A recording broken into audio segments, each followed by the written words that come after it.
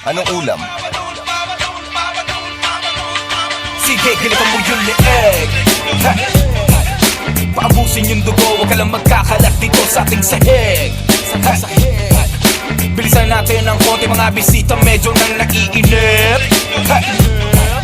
Pero tiyakin natin malasa to para sila ay bumalik nang bumalik. Suportahan anumang ilatag mo dahil sila ay bilip. Kasi naman, ibinigay mo yung pinaka. At di ka nagdalawang isip na sila iyong pagsilbihan. May puso, atay at utak, kinakain nilang ulam. Nahanda ng isang halimaw, sila ang kakainin naman.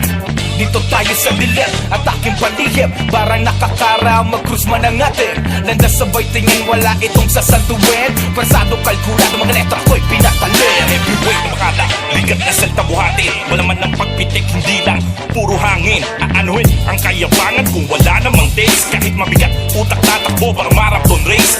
Ganto umasta, tingin mo bago salta. Pero huwag magpalin lang sa tirada at postura. Medyo kabado, ganado, planado. Sumargo, mulat na sa kalakaran ng laro at kanto. Kaya heto na, nilatag na, gagapangin ay madami na una. Isusunod na lahat, todo kasama pamato, pati iba na black. Hey, di na ipapabukas, rektahang sakit na walang lunas. Hinog ng spikatimugan, ang malaking matamis na prutas. Naglantahang mga gulay, ihiwalay sa tunay. Di kakain ng bulok, magkos ibabaon sa hukay. Kailangan ng atsara pagkat di nakakaumay. Naiwan sa kusina